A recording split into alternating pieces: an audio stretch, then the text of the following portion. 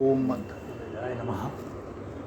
अथर्ववेद भाग 2 11वां कांड सूक्त 3 ओदन सूक्त। व्याख्या। इस सूक्त के देवता भी ओदन हैं। इस सूक्त में ये बहुत स्पष्ट हो गया है कि ऋषि द्वारा वर्णित ओदन केवल स्थूल अन्न तक सीमित नहीं है, वह सृष्टि के निर्माण में प्रयुक्त ऐसा तत्व है जिसकी विशेषताओं ने प्रकृति में विभिन्न आकार प्रकार उत्पन्न किए हैं। उसका सेवन भी परंपरागत ढंग से नहीं होता, उसके लिए ऋषियों जैसी परिष्कृत इंद्रियां ही सक्षम होती हैं। उस ओदन का सिर बृहस्पति देव है और ब्रह्मा उसका मुख है। द्युलोक और पृथ्वी इसके कान हैं, सूर्य और चंद्रमा इस अन्न तत्व के नेत्र हैं। जो मरीचि आदि सप्तऋषि हैं वे इसके प्राण और अपान हैं। धान्य कणों को कूटने वाला मूसल ही इसकी दृष्टि है और ओखली ही इसकी अभिलाषा है। द्वितीय विभाजक शक्ति ही इसका सूप है और सूप को धारण करने वाली अदिति अखंड शक्ति है। वायुदेव कणोतुषों को पृथक करने वाले हैं। व्याख्या। अदिति शक्ति के अखंड प्रवाह ने सृष्टि उत्पादक मूल प्रवाह को धारण किया। द्वितीय शक्ति से उसका वर्गीकरण किया गया है। ये क्रिया प्रत्यक्ष अन्न के लिए सूप में होती है तथा वायु प्रवाह इसके सहयोगी होते हैं। इस विराट अन्न के कण ही अश्व हैं, चावल गोए हैं और पृथक किया गया भूसा ही मच्छर हैं। सृष्टि उत्पादक मूल तत्वों में कुछ शक्ति कण अश्व शक्ति के प्रतीक हैं। उर्वरक और पोषक सामर्थ्य कण वाले गौ के तुल्य हैं। मच्छर आदि कीट जिनके प्राण तत्व नहीं के बराबर होता है, उन्हें इस दिव्य अन्न की भूसी कहना युक्ति संगत है। नाना प्रकार के दृश्य इसके ब्रह्मोदन के छिलके हैं। मेघ ही ऊपरी सतह है। काले रंग की धातु लोहा इसका मांस है और लाल रंग का तांबा इस अन्न तत्व का रक्त है। ओदन पकने के बाद जो भस्म शेष रहती है वह सीसा है। जो सुवर्ण है वही अन्न का वर्ण है और जो कमल है वही अन्न की गंध है। खलिहान इसके पात्र हैं, शकट के अवयव इसके कंधे हैं और ईशा हंसली है।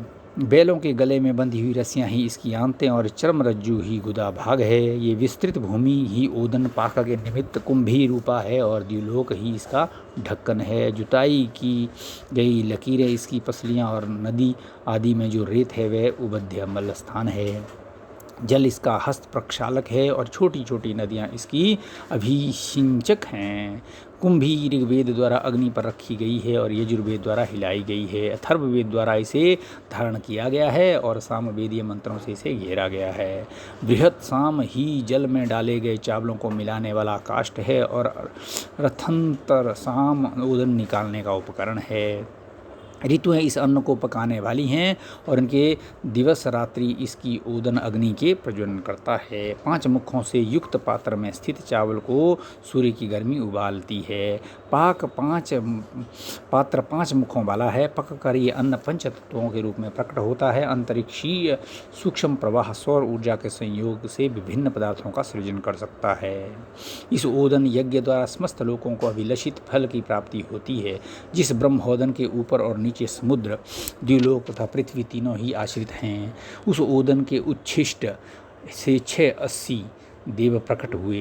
ये कथन रहस्यात्मक है, किंतु ये बात विज्ञान सम्मत है कि पृथ्वी की सृजन पोषण प्रक्रिया से बचे शेष पदार्थों को कृष्ण गर्तों ब्लैक होल्स द्वारा खींचा जाकर उन्हें पुनः नई सृजन प्रक्रिया में लगा दिया जाता है।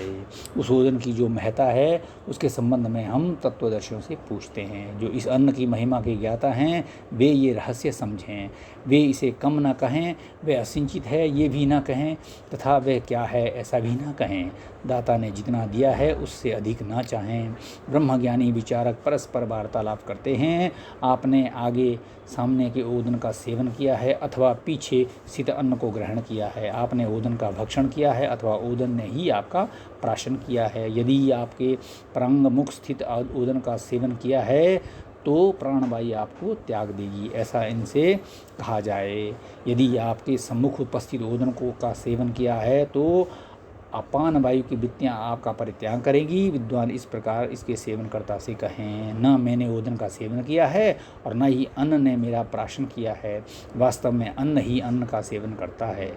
व्याख्या। अपने को मैं संबोधन करने वाला तो जीवात्मा है, उसे अन्न की आवश्यकता नहीं होती। अन्नमय कोश ही अन्न का सेवन करता है। सृष्टि की अंतरंग प्रक्रिया में भी खेत का बीज इसी सूक्ष्म अन्न को खाकर कई गुना हो जाता है। सूक्त नंबर 4 ओदन सूक्त। व्याख्या। इस सूक्त में दिव्य ओदन के सेवन की मर्यादाएं बतलाई गई हैं। इसका सेवन सिर, मुंह, आँख, कान, पृष्ठ आदि शरीर के सभी अंगों से किया गया है। वर्तमान विज्ञान इस निष्कर्ष तक तो पहुंच गया है कि मनुष्य जो भोजन करता है उसके अलावा भी उसकी शक्ति का कोई अन्य भी स्रोत है, किंतु वह क्या है ये उसे विदित नहीं। वृक्ष, वनस्पति जिस प्रकार प्रकृति के सूक्ष्म प्रवाहों से अपना अन्न प्राप्त करके बढ़ते पुष्ट होते हैं, उसी प्रकार मनुष्य को भी वह प्राप्त होता है। वेद ने उसे ही दिव्य ओदन कहा है। वह सामान्य रूप से जितना मिलता है उतना तो मिलता रहता है, किंतु उसे विशेष रूप में पाने के लिए ऋषियों जैसे अंग अवयव चाहिए, अन्यथा उसे पाया नहीं जा सकता। रेडियो तरंगों के प्रसारण को स्थूल कान सीधे नहीं सुन सकते, उसके लिए मध्यस्थ तंत्र की आवश्यकता होती है। संगीत की बारीकियों को अनगढ़ कान नहीं सुन सकते। दिव्य दृष्टि के बिना अर्जुन विराट के दर्शन नहीं कर सकते। अंग प्रत्यंगों में ऋषियों जैसी सुसंस्कारिता के अंश विकसित हुए बिना उस दिव्य ओदन का प्राशन संभव नहीं है। यही बात इस सूत्र में स्पष्ट करते हुए उसे ग्रहण करने के सूत्र संकेत दिए गए हैं। विभिन्न अंगों से संबंधित दिव्य शक्तियों, उनके संस्कारों द्वारा ही उसे आत्मसात किया जा सकता है।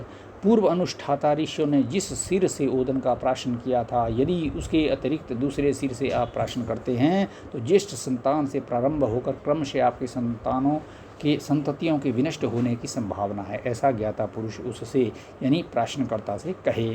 प्राशिता कहे, मैंने अभिमुख और प्रांगमुख की स्थिति में ही इस अन्न का सेवन नहीं किया। पूर्व ऋषियों ने बृहस्पति से संबंधित सिर से इसका प्राशन किया, मैंने भी अन्न संबंधी सिर से उसी प्रकार सेवन किया। ओदन ने ही ओदन का प्राशन किया है। इस प्रकार ये प्राशित अन्न संपूर्ण अंग अवयवों से परिपूर्ण है। जो मनुष्य इस प्रकार से ओदन के प्राशन को जानता है, वही सर्वांग पूर्ण होकर पुण्यमय स्वर्गलोक में विराजता है। पूर्व ऋषियों की रीति से भिन्न यदि आपने दूसरे कानों से इसका ओदन का प्राशन किया तो बधिर दोष से दुखी होंगे।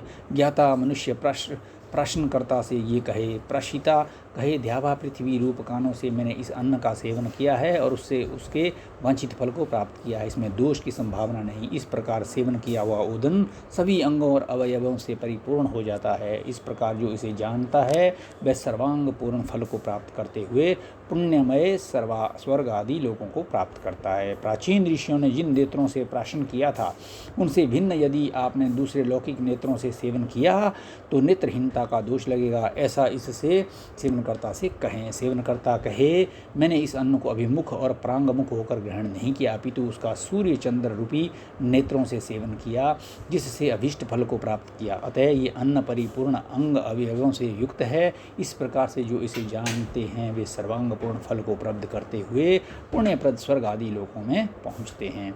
जिस ब्रह्मात्मक मुख से प्राचीन ऋषियों ने ओदन का प्राशन किया था, यदि आप उनसे भिन्न दूसरी रीति से इसका सेवन करेंगे तो आपके समक्ष ही संतति का विनाश होगा। ये सेवनकर्ता को बताएं। सेवनकर्ता का कथन, मैंने इस अन्न का अभिमुख और परांगमुख स्थिति में प्राशन नहीं किया है, किंतु ब्रह्म रूपी मुख से इसका सेवन किया है। उसी ब्रह्म ही मुख से इसे यथेष्ट स्थल तक पहुंचाया है। इस प्रकार ये सेवित अन्न सर्वांग पूर्ण होकर संपूर्ण फल को ज्ञाता से कहता है। जो मनुष्य इस प्रकार से ओदन प्राशन की विधि से परिचित है, वे सर्वांग पूर्ण अभिष्ट फलों को प्राप्त करके पुण्य फल का उपयोग या उपभोग करके करने वाले स्वर्ग आदि लोग को प्राप्त करते हैं। पूर्व ऋषियों ने जिस जिह्वा से ओदन का प्राशन किया था, जिससे भिन्न दूसरी लोक जिह्वा से इसका सेवन करने पर आपकी जिह्वा की सामर्थ्य प्रभाव क्षमता समाप्त हो जाएगी, ऐसा उससे प्राशनकर्ता से कहे। प्रशिता का कथन, इस अन्न का हमने अभिमुख और प्रांगमुख स्थिति में सेवन नहीं किया, अग्नि रूपी जिह्वा से हमने इसको ग्रहण किया। वही प्राशिता और अन्न की जिह्वा है जिससे उसके फल को प्राप्त किया। अतः ये अन्न सभी अंगों और अवयवों से परिपूर्ण है। इस प्रकार से जो इसे जानते हैं वे सर्वांग पूर्ण अभीष्ट फलों को प्राप्त करते हुए पुण्य फल रूप स्वर्ग आदि लोगों को प्राप्त करते हैं। प्राचीन कालीन ऋषियों ने जिन दांतों से अन्न का भक्षण किया था, उनसे भिन्न दूसरे लौकिक दांतों से सेवन करने की स्थिति में आपके दांत गिर जाएंगे। ऐसा उससे यानी प्राशिता से कहे। प्राशिता का कथन, इस ओदन को हमने अभिमुख और परांगमुख अवस्था में सेवन नहीं किया, अपितु इसे वसंत ग्रीष्म आदि ऋतु रूप दांतों से प्राशित किया है। इस प्रकार सेवित अन्न सर्वांग पूर्ण फल को प्रदान करता है। इस प्रकार से जानने वाला ज्ञानी पुरुष सर्वांग पूर्ण फल को प्राप्त करते हुए पुण्यभूत स्वर्ग आदि लोकों में विराजमान होता है। पूर्व पुरुष ने जिन प्राणों अपानों से ओदन का सेवन किया, उनसे भिन्न दूसरी स्थिति में लौकिक प्राण पानों से सेवन करने पर प्राण और अपान रूप मुख्य प्राण आपका परित्याग कर देंगे, ऐसा प्राशिता से कहे। प्राशिता कहे, हमने अभिमुख और परांगमुख किसी भी स्थिति में अन्न का सेवन नहीं किया, अपितु सप्तऋषि रूप प्राणों आपानों से इसका प्राशन किया। इस प्रकार सेवित अन्न संपूर्ण फल को प्रदान करता है। इस प्रकार जो मनुष्य इस ओदन प्राशन की विधि को जानता है वह सर्वांग पूर्ण फल को प्राप्त करता हुआ इसके पुण्यभूत स्वर्ग आदि लोकों को प्राप्त करता है। पूर्वकालीन ज्ञानियों ने जिस विधि से ओदन का प्राशन किया उससे भिन्न अन्य विधियों से इसका सेवन किए जाने पर राजय क्षमा रोग आपका विनाश करेगा, ऐसा इससे प्रश्नकर्ता से कहे। प्रश्नकर्ता कहे, हमने अभिमुख और परांगमुख स्थिति में इसका सेवन न करके अंतरिक्षात्मा विधि से अंतः प्राण से इसका सेवन किया है और इससे अभीष्ट फलों को प्राप्त किया। जो प्रश्नकर्ता इस प्रकार से ओदन प्राशन की विधि को जानते हैं वे अभीष्ट फल को प्राप्त करते हुए पुण्यभूत स्वर्ग आदि लोगों को प्राप्त करते हैं। जिस पृष्ठ से प्राचीन ऋषियों ने इस ओदन का सेवन किया उसके अतिरिक्त यदि किसी पृष्ठभाग से प्राशन करें तो विद्युत आपको विनष्ट कर देगी, ऐसा प्रशिता से कहें। प्रशिता कहे, हमने इसका अभिमुख और परांगमुख होकर सेवन नहीं किया है, अपितु द्यौ रूपी पृष्ठ से इसका प्राशन किया है, उसी से इसे यथेष्ट स्थल पर प्रेरित किया है। इस प्रकार से सेवन करते हुए सेवन किया गया है, ये अन्न अभीष्ट फलदायी होता है।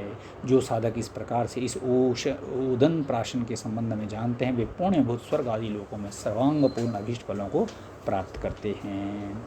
जिस वक्ष स्थल से प्राचीन ज्ञानियों ने इस ओदन का प्राशन किया था उससे वक्ष स्थल से सेवन किए जाने पर उससे भिन्न दूसरे वक्ष स्थल से सेवन किए जाने पर कृषि कार्य में समृद्ध नहीं होंगे, ऐसा प्राशिता से कहे। प्राशिता कहे, हमने परांगमुख अथवा अभिमुख होकर इस अन्न का प्राशन नहीं किया है, अपितु पृथ्वी रूप वक्ष स्थल से ओदन का प्राशन किया है, उसे यथेष्ट स्थल की ओर प्रेरित किया है। इस प्रकार से प्राशित अन्न सर्वांग पूर्ण हो जाता है। जो साधक इसके संबंध में इस प्रकार ज्ञान रखता है वह पुण्यभूत स्वर्ग आदि के सर्वांग पूर्ण अभीष्ट फलों को प्राप्त करता है। पूर्वकालीन पुरुषों ने जिस उदर से अन्न का सेवन किया उससे भिन्न दूसरे ढंग से प्राशन करने की स्थिति में उदर के लिए कष्टदायी अतिसार नामक रोग से आपका विनाश होगा, ऐसा प्राशिता से कहे।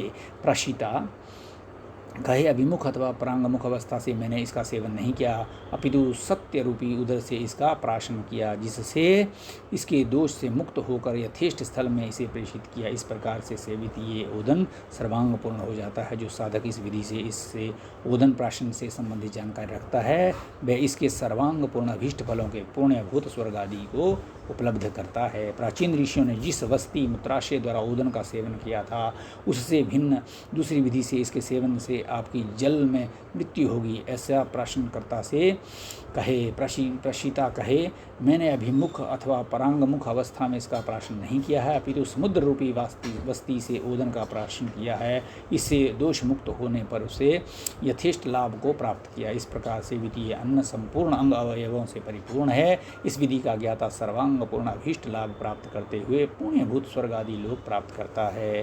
प्राचीन ऋषियों ने जिन जंघाओं से ओदन का प्राशन किया था इससे भिन्न विधि से इसके सेवन से जंघाएं विनष्ट हो जाएंगी, ऐसा सेवनकर्ता से कहें। प्रशिता कहे, हमने अभिमुख अथवा परांगमुख स्थिति में ओदन का प्राशन नहीं किया, अपितु मित्रा आवरण रूपी जंघाओं से इसका सेवन करके उसके यथेष्ट फल को प्राप्त किया। इस प्रकार से प्राशित अन्न सर्वांग पूर्ण हो जाता है। जो इस प्रकार से इसके संबंध में ज्ञान रखता है वह सर्वांग पूर्ण फलों को प्राप्त करते हुए पुण्यभूत स्वर्ग आदि लोकों का अधिकारी होता है।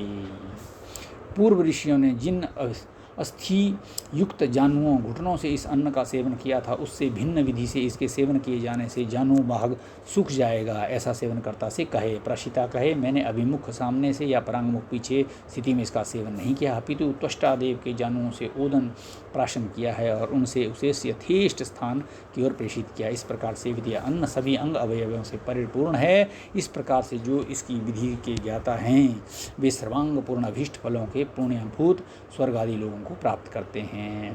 पूर्व ज्ञानी पुरुषों ने जिन पैरों से ओदन का सेवन किया उनसे भिन्न दूसरी विधि से सेवन किए जाने पर आपको बहुत अधिक चलने का पाप लगेगा, ऐसा कहें। सामने या पीछे से मैंने ओदन का प्राशन नहीं किया, अपितु अश्विन कुमारों के पैरों से मैंने इसका सेवन किया, जिससे यथेष्ट स्थल की ओर इसे प्रेषित किया है।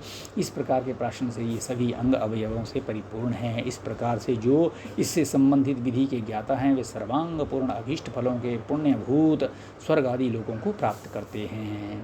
प्राचीन ऋषियों ने जिन पंजों से इस ओदन का सेवन किया उससे भिन्न विधि से इसका सेवन करने पर सर्पदंश से मृत्यु को प्राप्त होगा। ऐसा कहे अभिमुख अथवा परांगमुख दोनों ही अवस्थाओं में हमने इसका सेवन नहीं किया, अपितु सविता देव के पंजों से इसका प्राशन किया। इस स्थिति में दोष मुक्त होकर ये यथास्थान पहुँचा है। इस प्रकार से सेवित अन्न सभी अंग अवयवों से परिपूर्ण है। इस प्रकार की विधि का ज्ञाता मनुष्य इसके सर्वांगपूर्ण अभीष्ट फलों के पुण्यभूत स्वर्ग आदि लोकों को प्राप्त करता है। पूर्वकालीन ज्ञानियों ने जिन हाथों से ओदन का प्राशन किया उससे भिन्न रीति से इसके सेवन से आपको ब्रह्म हत्या का दोष लगेगा। ऐसा कहे समक्ष अथवा पृष्ठभाग से इसका हमने प्राशन नहीं किया, अपितु पर ब्रह्म के सत्य रूप हाथों से इसका सेवन किया है। उन्हीं से इसके अभीष्ट फल की प्राप्ति की है अथवा इसे यथास्थान पहुँचाया। इस प्रकार सेवन किया गया अन्न सभी अंग अवयवों से परिपूर्ण होगा। जो साधक इस प्रकार से इस प्राशन विधि का ज्ञाता है वह पुण्यभूत स्वर्ग लोक में सर्वांगपूर्ण अभीष्ट फलों को प्राप्त करता है। प्राचीन ऋषियों ने जिन ब्रह्मात्मक प्रतिष्ठा से ओदन का प्राशन किया था उससे भिन्न रीति से इसके सेवन से आप अपनी प्रतिष्ठा खो देंगे। ऐसा कहे अभिमुख और परांगमुख स्थिति में इसे हमने ग्रहण नहीं किया है, अपितु ब्रह्म में प्रतिष्ठित होकर संसार के प्रतिष्ठा भूत ब्रह्म से इसका प्राशन किया है और इसके यथेष्ट फल को प्राप्त किया। इस प्रकार से सेवित अन्न सभी अंग अवयवों से परिपूर्ण है। जो साधक पुरुष इस प्रकार से सभी अन्न सेवन की विधि के ज्ञाता हैं वे सर्वांगपूर्ण अभीष्ट फलों के प्रदाता पुण्यभूत स्वर्ग आदि लोकों में विराजमान होते हैं। ओम अथर्ववेदाय नमः।